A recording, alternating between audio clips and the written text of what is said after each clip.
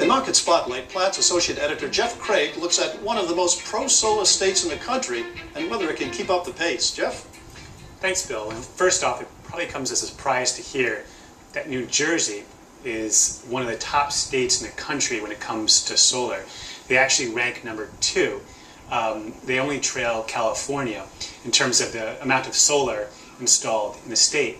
Now, obviously, this isn't because of an abundance of sunshine in New Jersey.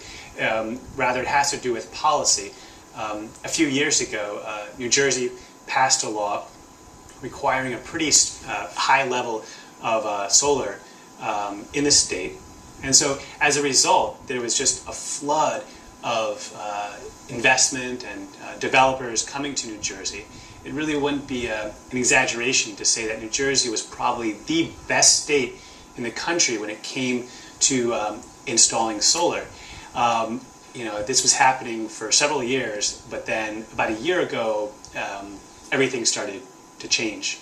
And so what's happening? What's likely to happen going forward? Well, yeah, I mean, what happened was you could say that New Jersey kind of became a victim of its own success.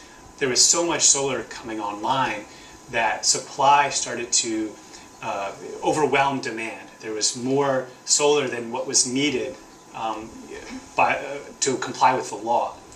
And so as a result of this oversupply, the value of solar certificates in New Jersey just plummeted. Now, these certificates, these are what solar owners earn in return for generating electricity. They turn around and sell them to the utilities who use them to comply with the law.